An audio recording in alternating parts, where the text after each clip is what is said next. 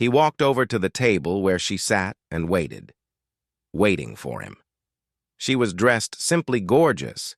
Even after her recent childbirth, she looked like a beautiful, voluptuous woman. He hadn't seen her in months, and suddenly she called him and offered to meet, to talk things over, to try to patch things up, to be together again. And now he's sitting across from the woman he once loved like no one else, until she broke his heart. After ordering a drink and exchanging a few strained pleasantries, he began. "You said you wanted to talk, so talk." Hurt by his callousness and rudeness, the pretty red-haired woman coldly replied, "Have you dealt with your anger yet?" Ignoring the woman's question, he asked his own question. "Why do you want to get back together?"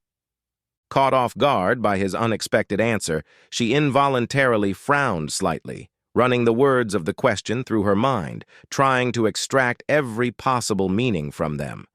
He took her expression to be one of annoyance and disapproval. His anger, which had never lurked on the surface, made itself known. "Fine, I'm out of here." He grabbed his coat and started to get up. "Wait, stop. Why are you leaving? You just got here," she said in surprise, her voice trembling slightly. "Answer my question and I'll consider staying here longer," the man snapped back. She looked into his eyes.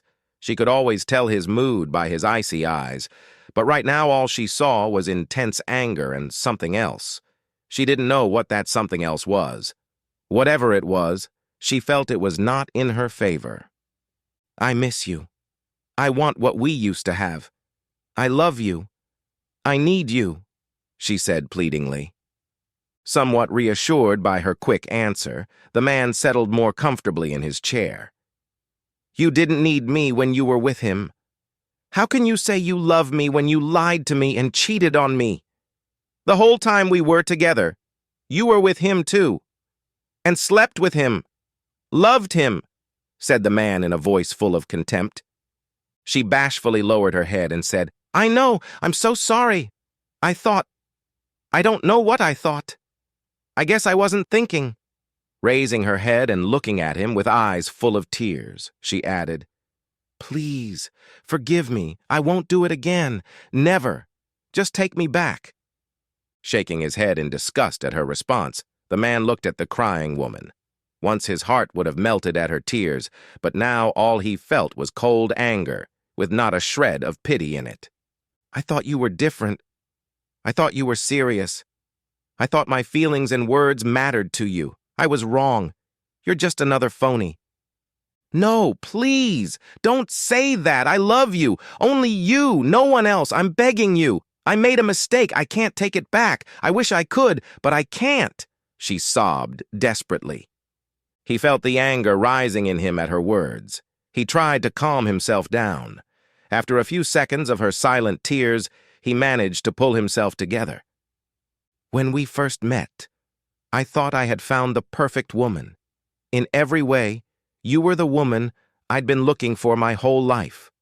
I had wallowed in the ugliness of my job for too long, and you made me feel like there was something good in the world. I soared every day after that. Then I found out about him, but you convinced me it was over. Against my better judgment, I believed you. Things weren't the same after that, but somehow we managed to stay together and move on with our lives. I still had my suspicions, but I agreed with what you said. But it wasn't really over. You lied to me. You planned and executed a very well thought-out deception." The woman groaned in pain as he spoke. She wanted to deny everything, to pretend it never happened. But the truth was backed up by the facts he laid out. "You gave birth to his child. It wasn't a mistake or even an accident." "A mistake? You deliberately got pregnant by him. To stay off the pill and get pregnant, you have to plan. I can assume you were with him several times, until you were sure you were pregnant. So tell me, how exactly can that be considered a mistake?" "I didn't mean to," she cried. "He made me do it." "So he made you get pregnant after he made sure you weren't on the pill?" the man said sarcastically. "Is that what you're saying?" "Yes. No, I mean... He was strong. He didn't take no for an answer. He wanted to make love all the time. Then he wanted a child. Somehow he found my birth control pills and threw them down the toilet. It was a new refill. It was a 90-day prescription. I tried. I'm not buying it, he said, interrupting her. What do you mean? It's the truth. I'm not lying. Listen to yourself. Nothing but excuses, and lame ones at that. How many times have you turned me down when I wanted to sleep with you? I can tell you more than a few times. And if memory serves, you even convinced me more than once that no means no. How many times did that happen? Let's see. More times than we slept together. So why didn't you use the same reasoning with him? Answer me that. She looked around, seeing nothing, trying to gather her thoughts. His questions were sharp. Why did she let him force himself on her? Why didn't she tell him no? I don't know, I guess. No! That's not an answer, the man said louder than he intended, noticing some of the restaurant patrons turning their heads toward the table where he and the woman were sitting. More calmly, he continued. Why didn't you tell him no? A. What kind of power does he have over you that you just mindlessly do what he says? I'm sorry, I don't know. Maybe it's because he's bossy, she explained uncertainly, almost fearfully. Oh, I'm not? I'm not dominant? Is that it? The man hissed angrily. No, it's not that. You're the loving one. You don't take, you give. You're kind, caring, gentle. You listen to me and don't impose on me. That's why I love you so much. I felt really good when you were in his bed instead of mine. You could have left him at any time. Did he threaten you physically? No. Did he hold you against your will? No. In fact, you stayed with him willingly. Isn't that right? Please. Why are you treating me like a criminal? You act like we're in court, and you're the prosecutor. Please stop. Can't you see that I'm hurting too? The man's eyes widened, and his nostrils flared as his anger threatened to burst out. He visibly calmed down and forced his anger back under control. I'm a lawyer! Or have you forgotten that in all this time?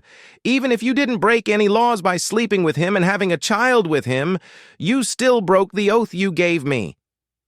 How am I supposed to feel? You said you love me. You said you wanted us to have a family, that you wanted to have my children. Spend the rest of your life with me, and I stupidly believed your bullshit. So tell me, how should I respond to your indiscretion? He laughed cruelly. And how did I hurt you?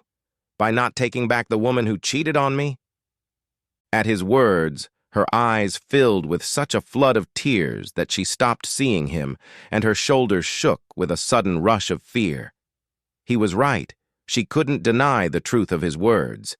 She had said those words to him, and meant them, and still did.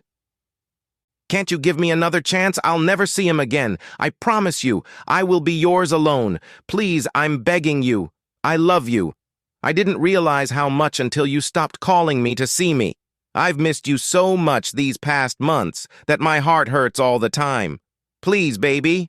I know now that you are the only man for me, and you always will be. Do you want another chance? The man asked thoughtfully, curving his mouth cruelly.